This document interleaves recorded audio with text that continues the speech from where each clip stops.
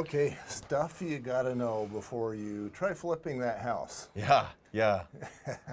I have a number of stories that I can tell you, and I'm sure that I will. Jason Christiansen, lender, you've been doing this for a week or two. Yeah. Like 600 something weeks. Six, Something like that. 600 weeks. Okay, divide by 52. That's 12-ish years. Yeah. Six. That's the first time anybody said that in weeks. Okay, so let's say that it's been weeks since you decided to start flipping homes.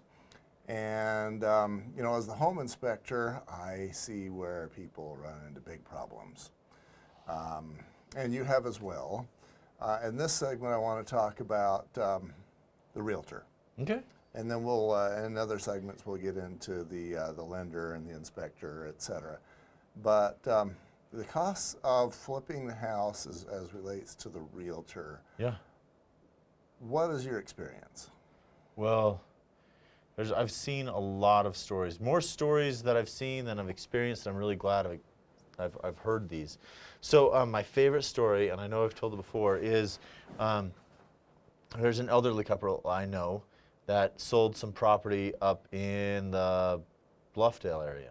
Okay. And they got $30,000 more than they thought they were going to get. They didn't use a realtor because they saved. They didn't pay any real estate commissions. They did it between them. An investor came in, gave them $30,000 more than they were asking. They were tickled pink. Tickled pink. They gave money to their kids and grandkids, and they were really excited. They moved into their new place. The investor quickly subdivided, sold a lot to Walmart, a lot to Home Depot, opened up a strip mall, and in turn sold that land for around $3 million, and they were pissed. So yes, that's the best example I have. Like, you get what you pay for is pretty true in all aspects. So if you know what you're doing, if you've done real estate and you're aware of the comps, or if there's something and you want to go without an agent, you're welcome to make that choice, right? But it's just like car mechanics. Uh-huh. Like, you can save a bit of money by doing the work yourself, or you can completely destroy your car. Same type of thing. That's me doing the car destroying.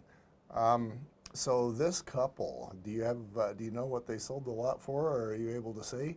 I can't remember exactly. All I remember is that it was about $30,000 more than they were asking. I think it was $330,000 was what they sold it for. And then they left 1.7 mil on the table. Oh, 2 point something. About $3 million. That is painful. Yeah. And I do see that in other examples that I've seen too, where maybe you've just got a discount broker that has a huge caseload and they don't have a lot of time to spend on your case. Yeah. We'll throw your house on the MLS. You figure everything else out. Or someone that goes through and runs just a quick computer-based market analysis, says this is what homes are going for in your area. But if you're talking to an agent that knows your area, because like neighborhood by neighborhood, because like we order the appraisals, I read the appraisals, and if you're over a certain street or geographic location, values can change just like that because you're in this neighborhood or you're in that neighborhood. So, I mean, it really can serve you well to have someone who knows your market and what things are happening there. Yeah, so I'm thinking there's a couple of things. I mean, we do want to say, hire a good realtor. What we don't want to say is just hire any realtor just so you can cover that base. You got to be able to trust the guy. Mm-hmm. You got to know who he is. You got to know that he knows what he's talking about in that area. Mm-hmm. And, he's got to be both trustworthy and knowledgeable. Yeah. For me, even where I live right now, if you live on one side of the street, property values are much less.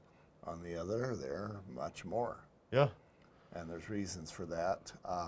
So you don't necessarily want to, save your money that way. You might save a couple $1,000s and lose $100,000. I've seen that as the home inspector, where the realtor just had too much going, and they said, look, you have an offer, take it. And the realtor got about the same amount of commission The homeowner didn't do so well in that deal. Right. Yeah, you got to watch. And I've seen lots of real estate agents more concerned about their paycheck than their transaction. So it is good. Get recommendations from people who know and use real estate agents. Use one who's familiar with the area. It makes a big difference. Kind of goes back to the segment we did for home buyers, and for that matter, home sellers as well. This one is for home flippers, but find a realtor you trust and then trust them. And Yeah. if you're not going to trust them, don't start. Right. Exactly. Same thing with your loan officer. Yeah. Yeah. It's really hard to find a loan officer that you trust. So difficult. Okay.